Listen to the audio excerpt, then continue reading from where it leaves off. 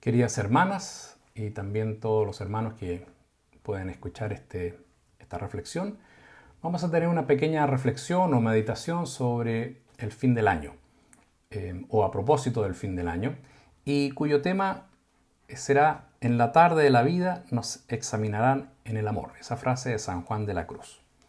Esto puede ser como una especie de retiro de fin de año o reflexión de fin de año que nos ayude a prepararnos para el año que viene.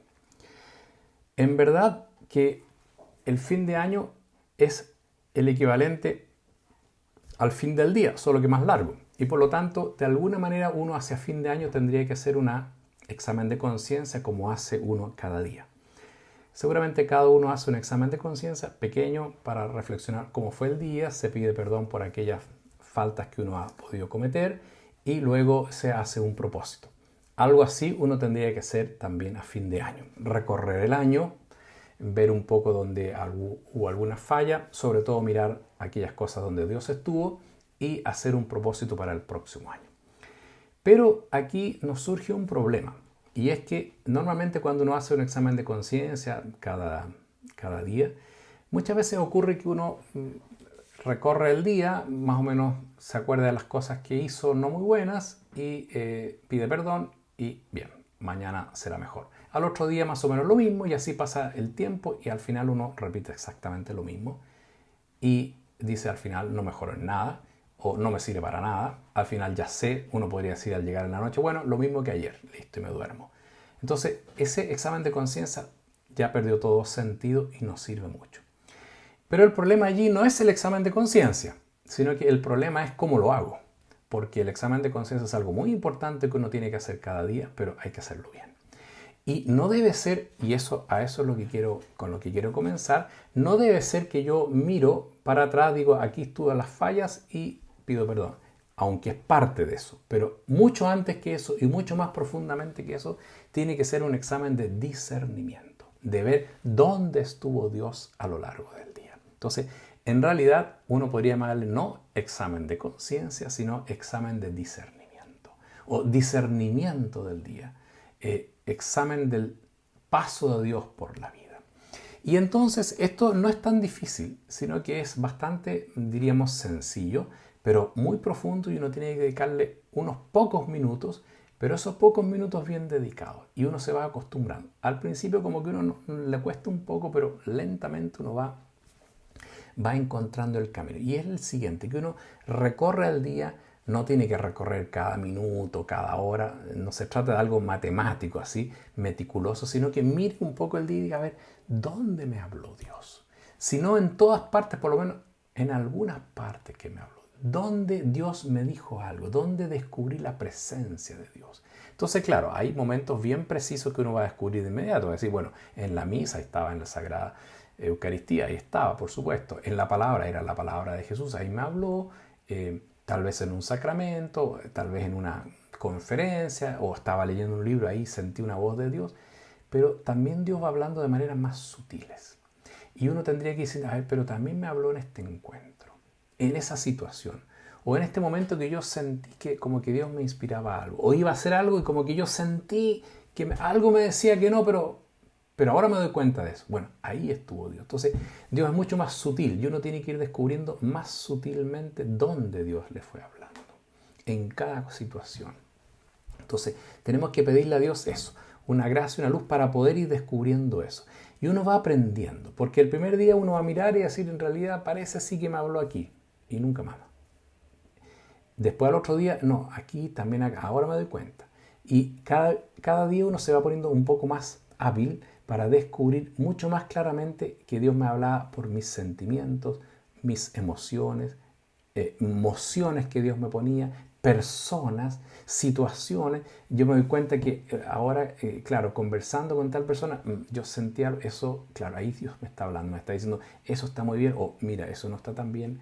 Entonces, Dios me va hablando siempre y se va apareciendo, o a veces en circunstancias.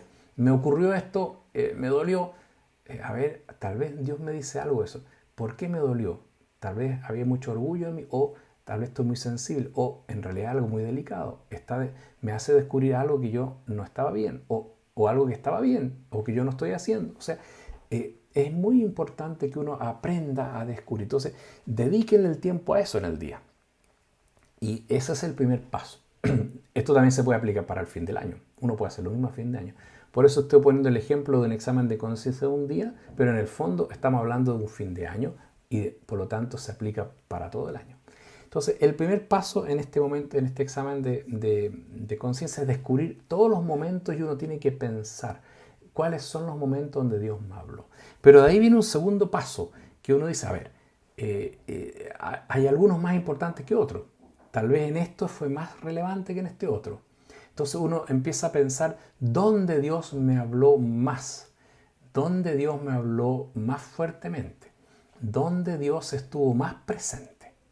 Entonces ahí uno se da cuenta que Dios en realidad en esta situación me habló de una manera más clara. O aquí yo tengo una cosa que reflexionar. Entonces uno elige de todas las cosas que vio en el día, a ver, hay algunas cosas que merecen una mayor atención. Tal vez aquí, en este sentimiento que tuve, debo tener mayor atención. ¿Por qué tengo este sentimiento? ¿Qué significa? ¿De dónde viene? ¿Qué me está diciendo? O esta situación, ¿qué esta inspiración o esta emoción que me vino, estas ganas de... A ver, ¿por qué me vino esta gana? ¿Qué está pasando? A ver, ¿qué ha pasado antes? ¿Qué pasa en esta relación personal? Entonces, todas esas cosas me van ayudando y uno elige uno, otro y mañana elegiré otro. Entonces uno va eligiendo. O de repente uno dice, a ver, esto se me está repitiendo. No es la primera vez, me ha pasado otras veces. Entonces uno vuelve atrás. A ver, me ha pasado antes. Entonces, es muy importante ese momento porque uno se va dando cuenta que Dios le habla muy claramente, solo que uno es medio sordo o ciego y no logra ver o escuchar lo que Dios le dice. Entonces, aquí está el punto central del examen de conciencia. Primero reviso y luego selecciono aquellas cosas que me parecen más relevantes y me detengo. O digo, esto lo voy a revisar mejor. Mañana voy a estar atento a esto. Esto me voy a fijar mañana mejor. Dado que fue una situación incómoda con esta persona, mañana voy a estar más atento a que no se repita. Entonces uno se prepara para el día siguiente o para el año siguiente o para la nueva ocasión.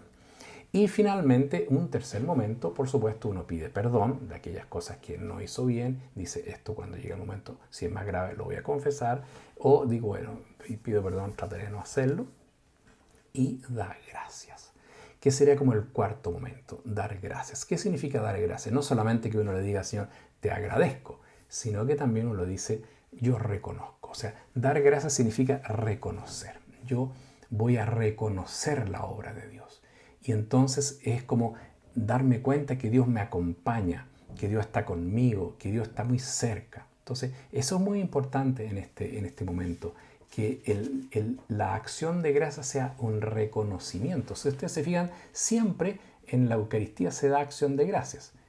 Y se llama, la Eucaristía es justamente eso, acción de gracias, esa es la palabra incluso. ¿Y qué significa acción de gracias? Significa reconoce. Y uno ve en las oraciones de la misa, siempre dice, tú, Señor, que enviaste a tu Hijo, que nos ha perdonado, que murió por nosotros. Está reconociendo, está repitiendo, reconociendo que fue una obra de Dios. Entonces, uno siempre tiene que estar reconociendo lo que Dios nos dice, reconociendo su obra, reconociendo su acción en la vida. Y eso es la acción de gracias, que es la cuarta parte. Y esto que yo he dicho como pensando en cada día, es lo que uno hace también a fin de año de manera más larga. Y empieza a practicar siempre. O a fin de año dice, ya, esto lo voy a hacer para el futuro. Pero uno mira en el año y tiene que decir, a ver, ¿cómo estuvo este año? ¿Dónde estuvo los grandes momentos en que Dios me habló? Y elijo alguno. ¿Y qué me dijo realmente? ¿Hay algunos temas que yo debo darle más tiempo? Y luego entonces pido perdón por eso. O me detengo a fin de año a pensar mejor una situación, atento para el futuro. Y después entonces uno reconoce y le da gracias. Entonces, lo primero que uno tiene que hacer en una reflexión de fin de año es eso. Una especie de gran examen de conciencia en esta idea de examen de discernimiento. Para que no llegue fin de año y diga pido perdón por tal y tales cosas que son las de siempre y el próximo año repito lo mismo. Y al final, que lo haga o no lo haga va a dar lo mismo porque al final es siempre igual. No necesito discernir nada porque ya sé lo que tenía que pensar. Entonces, este es el punto fundamental. Que uno siempre esté discerniendo dónde Dios me habló. porque Dios es siempre sorprendente, siempre nuevo, siempre busca nuevas maneras y siempre nos va a sorprender. Por eso es tan importante eso. Dicho eso, viene como un segundo momento de que yo he mirado atrás y he preparado el futuro, pero ahora viene el momento más profundo de mirar para adelante. Bueno, yo tengo que mirar hacia adelante, ahora entonces yo voy a mirar el futuro. Y aquí entonces es donde tomamos con más fuerza la frase de San Juan de la Cruz. Al final de la vida seremos examinados en el amor. Entonces, mirar hacia adelante para ser examinados en el amor de buena manera. Pero la pregunta acá es, claro, ¿qué significa ser examinados del amor en la tarde de la vida? En la tarde de la vida significa la muerte. Entonces, aquí tenemos como dos momentos que reflexionar. Uno, el de la muerte, y otro, cómo eso se aplica a la vida. ¿Y qué significa en la muerte? En la muerte significa que cuando nosotros muramos y se acaba este mundo, nosotros vamos a encontrarnos con Jesús y viene el juicio. Eso uno lo sabe por la teología, que apenas uno muera, inmediatamente al morir, uno se enfrenta con Cristo y recibe el juicio final. Pero aquí hay muchos errores y mucha gente se imagina de manera equivocada ese juicio final. Porque la forma más como clásica, popular de imaginarse el juicio, que a veces está acompañado de muchos cuadros, que yo no digo que estén mal, pero pueden ser muy mal interpretados si uno los mira con esta costumbre más bien popular, cultural de pensar, que en el fondo uno se imagina que Jesús va a estar en el cielo, nosotros nos encontramos con él y va a tener una balanza y va a poner aquí lo bueno de uno, va a poner lo malo de uno y va a ver cuál de los dos pesa más. Y si pesa más el malo, al infierno. Si pesa más el bueno, entonces al cielo o al purgatorio. Y como que Jesús es un juez independiente, como un juez de aquí de la tierra que tiene que ser independiente, no tiene ni un sentimiento y pesa objetivamente el bien y el mal. Eso es una barbaridad. Eso no es el juicio final. Ese no es Jesús. Jesús no es nunca independiente, no es nunca ajeno a nosotros. Jesús, en primer lugar, es el Salvador. ¿Es el juez? Sí, pero es el juez como Salvador. Es el Salvador que viene a juzgar. Y uno mira en el Antiguo Testamento el juicio de Dios, cuando se anuncia que viene el juicio de Dios. Siempre el juicio de Dios quiere decir salvación. El juez es el Salvador que viene a salvar, a hacer justicia, a ayudar, a amar. Fíjense ustedes cómo Jesús cambia la predicación de Juan el Bautista. Juan el Bautista decía, el juez está con el hacha a la raíz, va a venir, conviértanse porque va a cortar el árbol y el que cae, cae. Más o menos decía eso Juan Bautista. Y Jesús viene, el reino de Dios está cerca, conviértanse porque he venido a liberar a los pobres, a sanar a los enfermos, a dar vista. Eso es Jesús, viene a traer misericordia, viene a traer salvación, convertirse porque viene a traer salvación. Entonces, Jesús es en primer lugar el Salvador y el Salvador viene a juzgarnos. Y aquí entonces está el punto fundamental. ¿Por qué es el Salvador? Porque Jesús es el que nos ama, nos ha salvado y al encuentro final con Él es el encuentro con ese mismo que nos ha salvado. Por lo tanto, uno tiene que imaginarse ahora de otra manera el juicio. El juicio uno tiene que imaginarse que esta vida uno va avanzando y llega un instante en que se cierra esta vida, que es la muerte. Se me acaba esta vida. Pero en el mismo instante en que se me acaba esta vida, se me abre la próxima vida. ¿No es cierto? Esa es la muerte. La muerte es el fin de esta y se abre la nueva. Pero al abrirse la nueva vida, lo único que voy a encontrar fue a Jesús. Pero a Jesús lleno de amor, lleno del Espíritu Santo, rodeado del Espíritu Santo que me abraza con su amor. Ese es el juez. El juez es Jesús Salvador, lleno del Espíritu Santo que me abraza con su amor, y ahí entonces es el momento del juicio. Ese es el momento del juicio. El momento del juicio es el encuentro mío con Dios que me ama. Es mi encuentro con el amor de Dios. Entonces, ¿qué es lo que va a significar eso? Que evidentemente que si yo en mi vida lo único que he hecho es rechazar a Dios bajo todo punto de vista y todo, entonces ahí como que me voy a encontrar con lo que es contrario a mí y lo voy a rechazar y eso sería la condenación. Pero en general cualquier persona que ha querido buscar el bien, que ha intentado amar, se va a encontrar con el verdadero amor y va a coincidir. Y por supuesto, en esa coincidencia también uno se va a encontrar con todas sus limitaciones, con todas sus dificultades, y por lo tanto ese momento también va a ser un momento de purificación que se llama purgatorio. Entonces, sin poder saber exactamente cómo se desarrollará, ya no temporalmente eso, pero lo concreto es que aquí cualquier persona que haya intentado amar, haya buscado el amor y el amor lo haya tratado de motivar a uno, entonces se va a encontrar con el verdadero amor que lo va a plenificar y a purificar. Es un momento de purificación pero todo por amor y para el amor, y en donde solamente el que no ha amado nada entra como en un cortocircuito y cae. En cambio, todo el mundo que ha amado se coincide, se siente como atraído, es como un imán que lo atrae. Entonces, ¿es un imán o lo contrario? Pero entonces eso significa que seamos juzgados en el amor, que al final de la vida uno va a ser juzgado por el amor. Eso es lo primero, y que uno nunca debe olvidar, que por el amor va a ser juzgado, y el amor nuestro va a ser el que va a hacernos entrar en contacto con ese amor. Y dicho eso, entonces vamos a ser juzgados por el amor de esta vida y por lo que hemos amado. Entonces, en ese sentido, aquí uno tiene que decir, entonces, por lo tanto, en esta vida lo que yo tengo que buscar es amar cada día más. Que mi vida sea amar, sea solamente buscar el amor. Entonces, en ese sentido, yo tengo que intentar siempre que mi vida sea búsqueda de amor. Entonces, aquí hay diríamos, una consecuencia práctica para nuestra vida. Porque nosotros podemos orientar nuestra vida de dos maneras. Y eso nos pasa a veces, y a veces uno tiene que ayudar a las personas en eso, porque hay gente que dice, aquí lo importante es no cometer pecado. Entonces yo debo tratar de no cometer pecado y no hacer el mal. Lo cual está bien, no hay duda que uno tiene que tratar de no cometer pecado. Pero el no cometer pecado no es suficiente.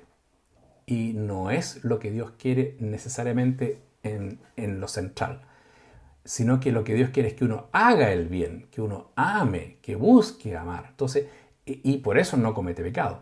Pero en primer lugar uno busca amar, entregarse, y lamentablemente si comete pecado, si comete falla, Dios la va a ir perdonando. Uno pide perdón y uno trata, pero buscando el bien. Entonces, aquí no es un no cosas, sino un sí a cosas buenas. Y que en ese sí a cosas buenas uno además pide perdón y trata de no cometer pecado porque está buscando el bien. Entonces, aquí lo más importante es que uno busque siempre amar a Dios. Busque amar a Dios y busque amar al prójimo. Y trate de purificarse en el amor. Entonces, eso quiere decir que al final de la vida seremos juzgados en el amor. En el sentido de que es el amor el que nos va a juzgar y vamos a ser juzgados cuánto amor hemos tenido en esta vida. No es que el amor y el bien borren todo el mal simplemente. El mal fue siempre malo. Yo tengo que borrarlo pidiendo perdón y tengo que borrarlo eliminando el mal y eliminando las causas. Y para eso está el perdón. Pero no es simplemente eso. Eso es una parte negativa de algo muy anterior y mucho más importante, y es que yo estoy tratando siempre de hacer el bien, de ayudar, de amar. Por lo tanto, yo debo centrarme no tanto en ser perfecto, sino más bien en ser un verdadero personaje de amor, que es muy distinto. Uno puede decir, estoy contento porque he ido logrando una cierta perfección, ya no cometo faltas. Eso puede significar que no hace nada malo, pero también que no hace nada bueno. Y eso sería muy malo. No hacer nada bueno es muy malo, aunque yo no haga nada malo, porque lo malo que hice fue no hacer nada bueno. Entonces, aquí lo importante es que yo diga, estoy haciendo más bien ahora, estoy amando. Pero también cometo esta falta que tengo que eliminarla y tengo que luchar y tengo que tratar de no cometer nada malo. Pero primero tengo que tratar de amar mucho y hacer mucho el bien. Entonces, eso es bien importante. Ahora, en ese contexto, aquí vienen dos cosas que me parece que son importantes para pensar en el futuro, para ese juicio del amor. Uno es que uno siempre va haciendo propósitos. Y volvemos entonces al examen de conciencia, estos propósitos que uno hace, está muy bien, pero a veces uno hace propósitos, no los cumple, hace muchos propósitos, no cumple ninguno, al año siguiente dice, en realidad renuevo los propósitos, tampoco los cumple, y al final dice, ¿para qué hago propósitos si todavía no lo voy a cumplir? Entonces, hacerse muchos propósitos y no cumplir ninguno, lo único que logra es que uno deje de tener fuerza para hacer propósitos. Entonces, no hay que hacer tanto propósito, sino que hay que decir, a ver, yo tengo que fijarme en este punto, este año voy a trabajar este punto, este año voy a trabajar este otro, y una pequeña cosa, y tampoco una cosa inmensa, ya, hoy, ya, no voy a cometer nunca más pecado. Claro, es un buen deseo, hay que tenerlo, pero no puede decir que ese va a ser mi propósito, porque no lo va a cumplir, necesariamente no lo va a cumplir, porque nadie es así, porque somos frágiles y tenemos el pecado original. Entonces, uno siempre va a cometer fallas, pero lo que uno tiene que hacer, voy a evitar este punto, me voy a fijarme en este detalle. Esto va a ser lo importante. Aquí voy a estar atento. Este año al menos voy a hacer esto. San Francisco de Sales siempre decía que uno debería trabajar una virtud al año nomás. Olvídese de las demás. Trabaje una.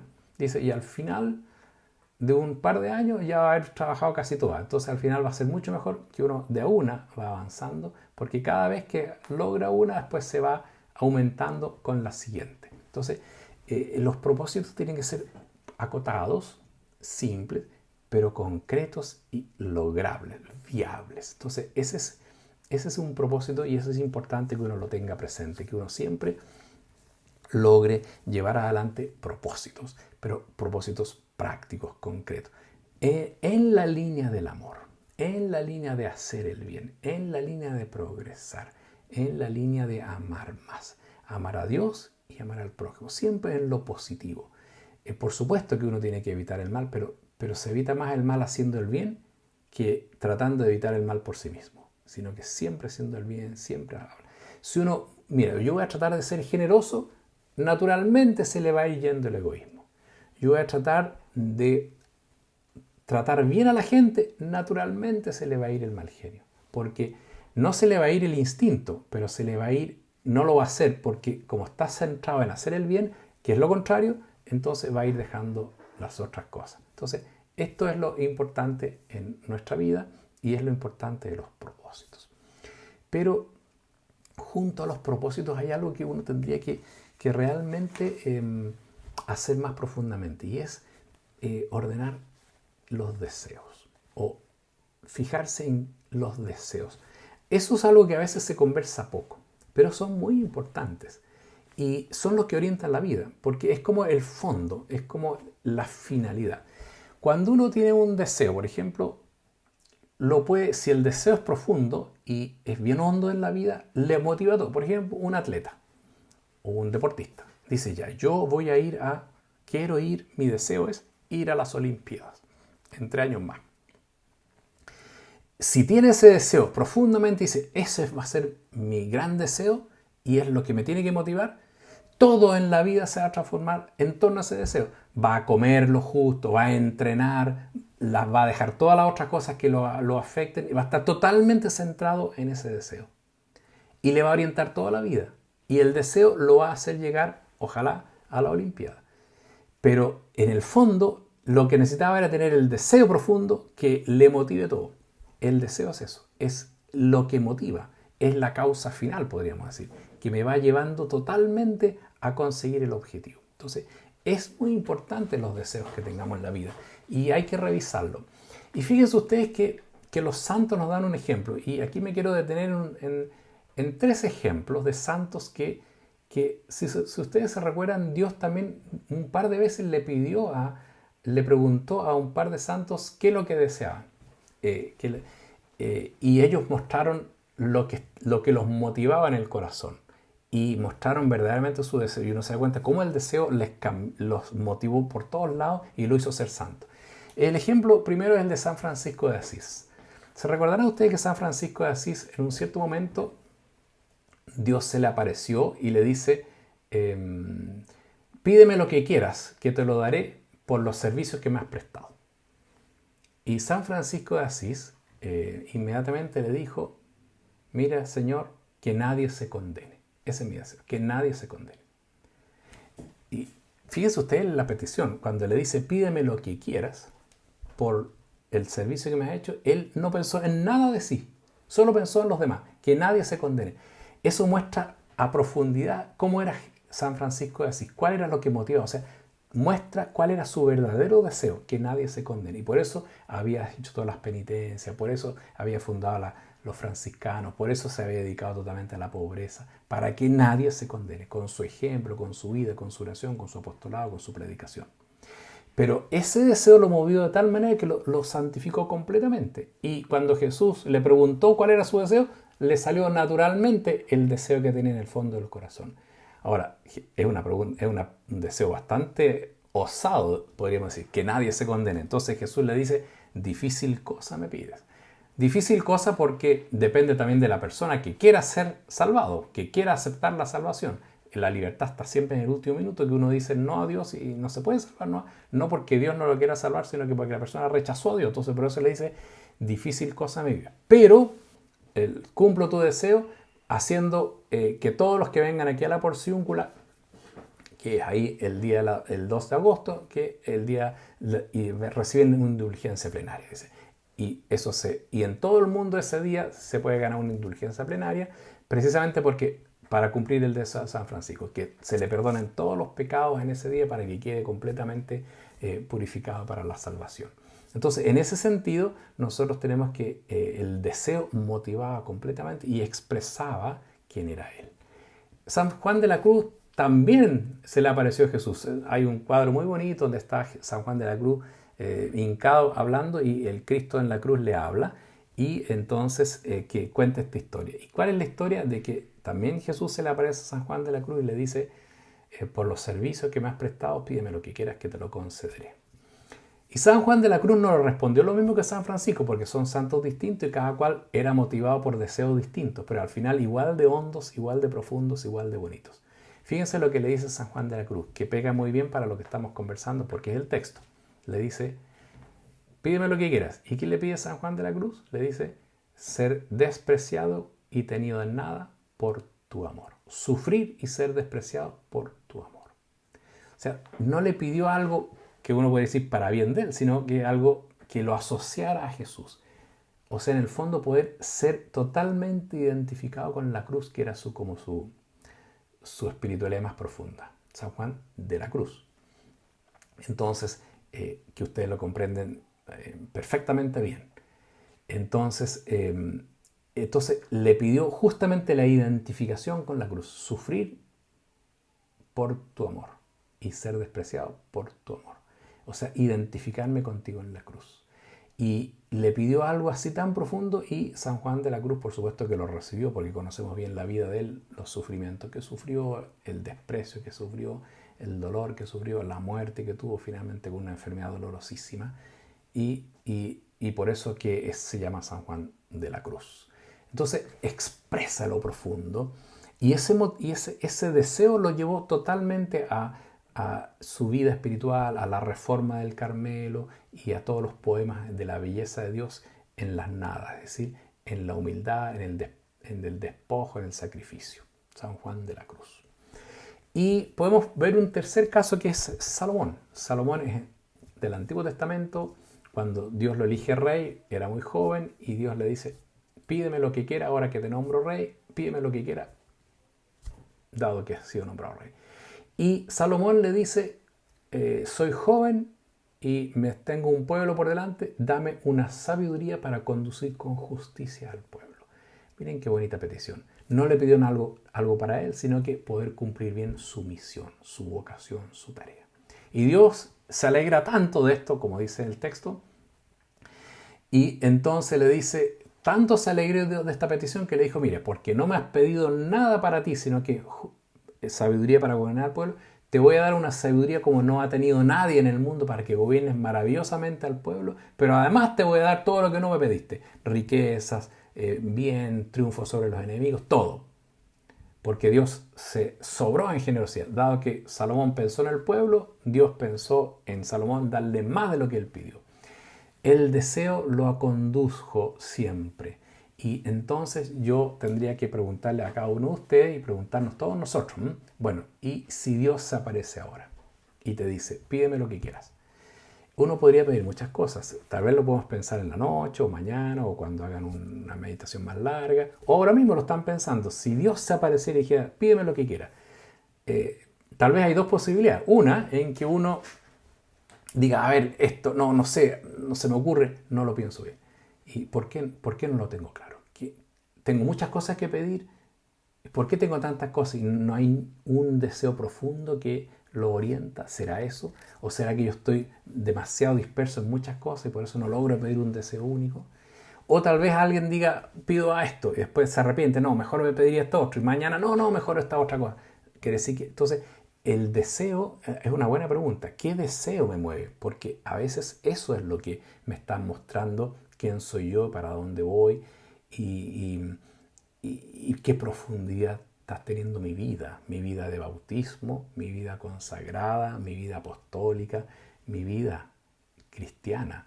¿Qué deseo tengo? ¿Qué deseo me está motivando? Eso está indicando qué me está moviendo en la vida. Entonces, es bien importante tal vez a fin de año mirar el deseo. ¿Qué deseo tengo? Hay que pedirle a Dios tener buenos deseos, deseos profundos, porque el deseo mueve mi vida, pero hay que purificar los deseos.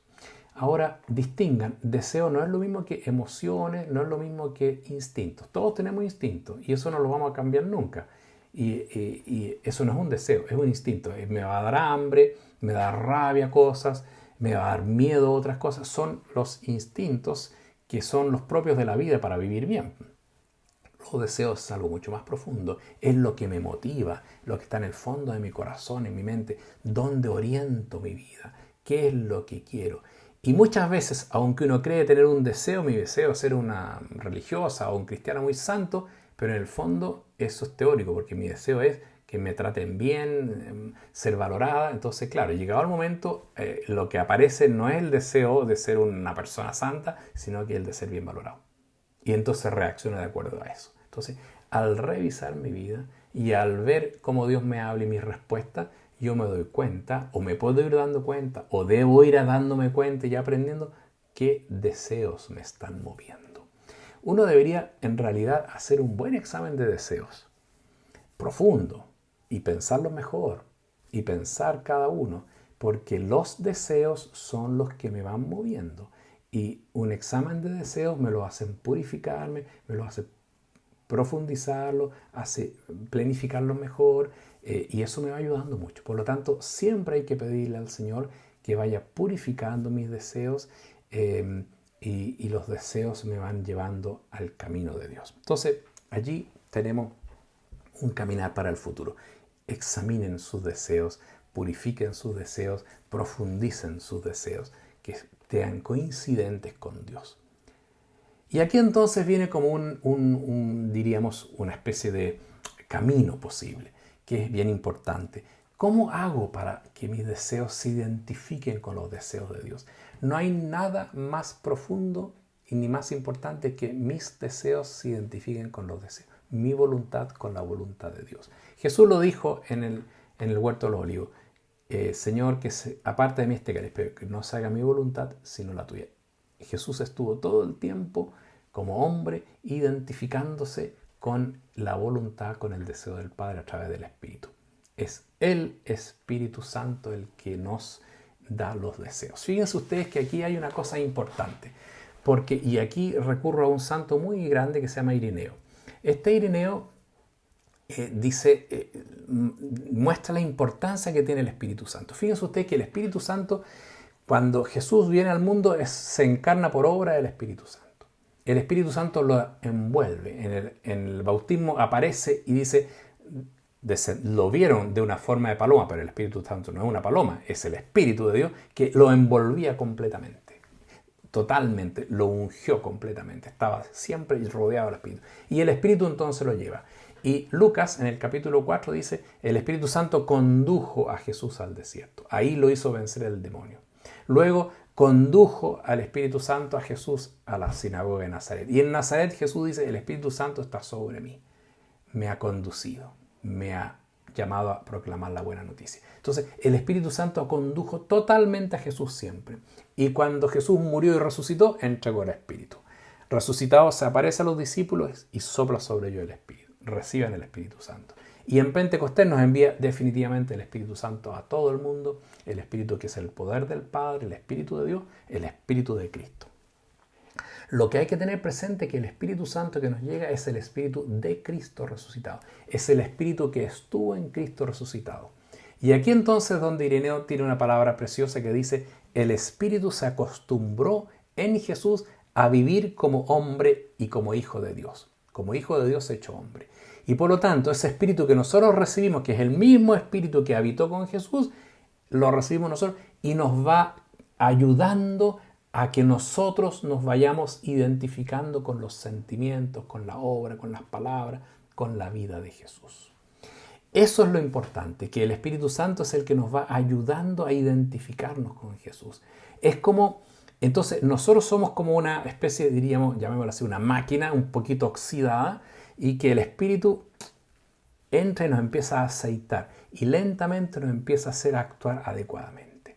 Entonces el Espíritu nos va moldeando. Es como si el Espíritu llegara, sería como el agua que llega al barro y va moldeando ese barro, pero siempre lo va moldeando de acuerdo a Cristo. Nos va identificando con Cristo, nos va haciendo uno en Cristo, nos va identificando, conformando con Cristo. Entonces el Espíritu lo que hace es ir identificándonos con los deseos de Cristo, con la mirada de Cristo, con el pensamiento de Cristo, con el amor de Cristo. Porque el Espíritu es el amor de Dios. Fíjense ustedes que la carta a los Romanos, capítulo 5, versículo 5 dice: la esperanza no falla, porque el amor de Dios ha sido derramado en nuestros corazones por el Espíritu Santo que nos ha sido dado. El amor de Dios es el Espíritu Santo. El Espíritu que llega a nosotros es el amor de Dios que nos transforma y nos llena del amor de Dios, porque es el amor. Entonces, y los deseos no son sino los deseos de amar, o los deseos son el amor. El amor se expresa en deseos. Cuando uno ama a alguien, desea estar con esa persona. Si tú quieres a alguien, deseas estar con esa persona, sea tu mamá, sea tu hijo, sea tu esposo, su esposa. El deseo y el amor están unidos. Entonces, es el amor de Dios, el Espíritu de Dios, el que nos da ese deseo. Entonces, por eso es tan importante que cada uno de nosotros reciba ese Espíritu Santo, se deje llevar por el Espíritu Santo, se deje conducir por el Espíritu Santo. Porque el Espíritu es el que nos da el amor y el deseo. Claro, nosotros celebramos el Espíritu Santo el día de Pentecostés, pero el Espíritu Santo se recibe en realidad todos los domingos en la Eucaristía, porque es el Espíritu el que viene y el que transforma el pan y el vino en el cuerpo de Cristo.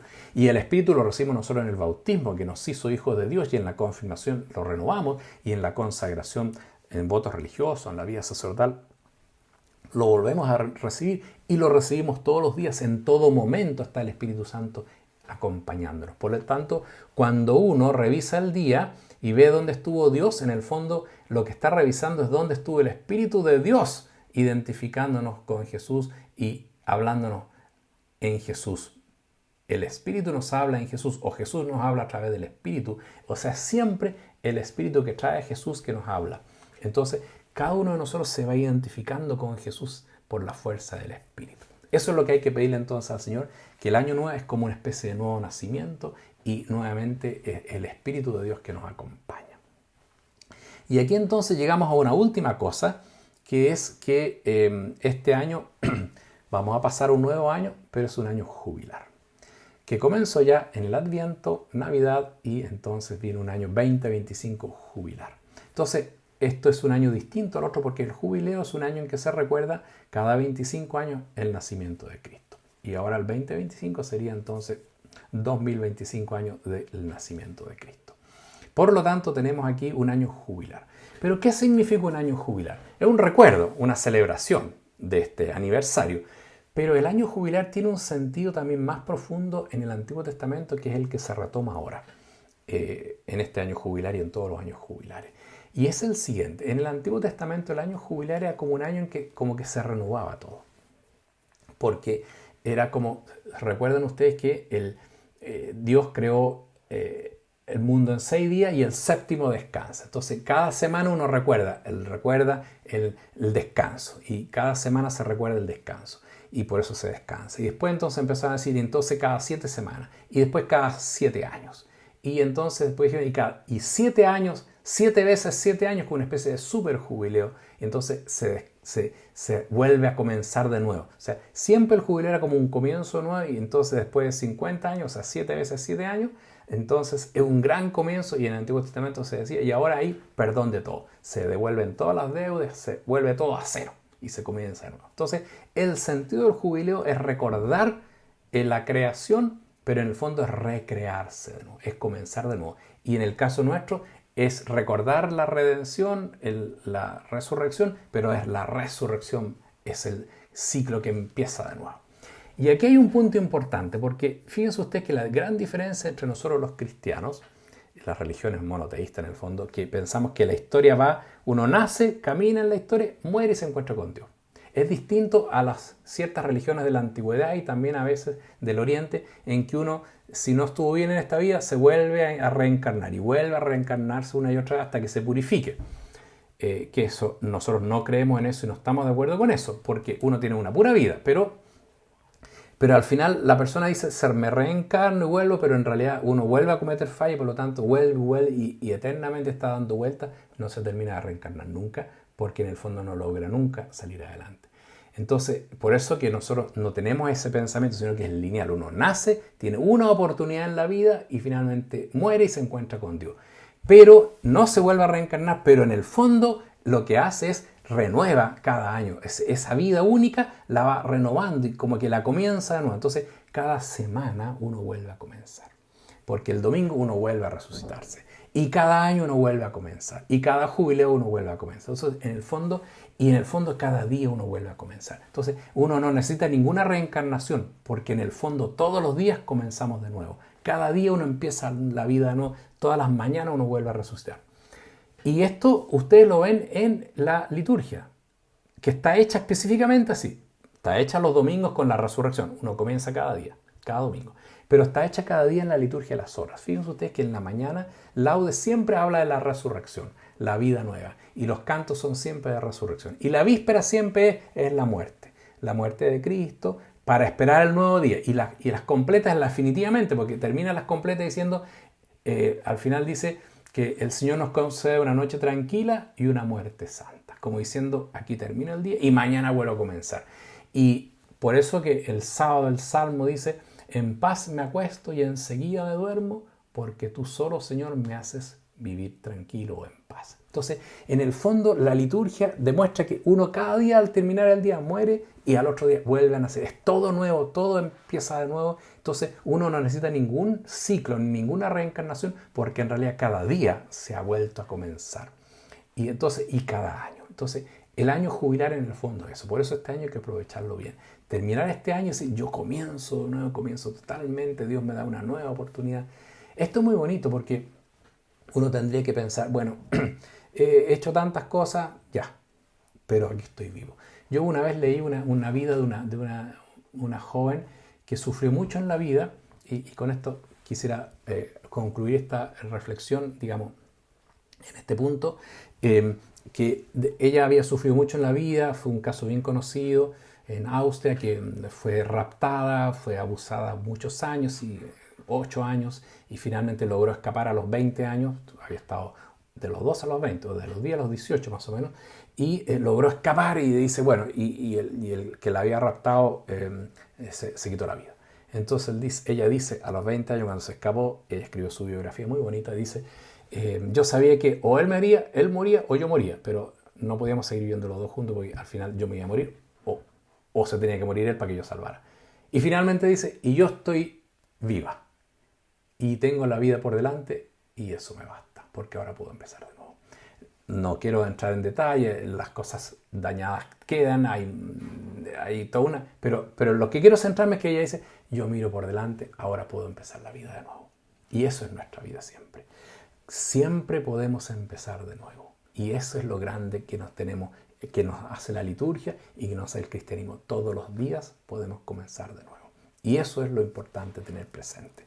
Por eso hay que pedirle al Señor en este año nuevo, en este año jubilar, en este día nuevo y en esta vida que Dios nos da y en el fondo en el nacer de nuevo, en el despertar de nuevo, que uno despierta renovado con fuerza, decirle al Señor, Señor, me has dado una nueva vida, estoy de nuevo vivo hoy día y renueva mis deseos. Entonces, ojalá que podamos siempre pensar en eso. Y le vamos a pedir a la Virgen, al finalizar este año, hay que pedirle a ella que nos ayude a renovar nuestros deseos. ¿Qué deseos?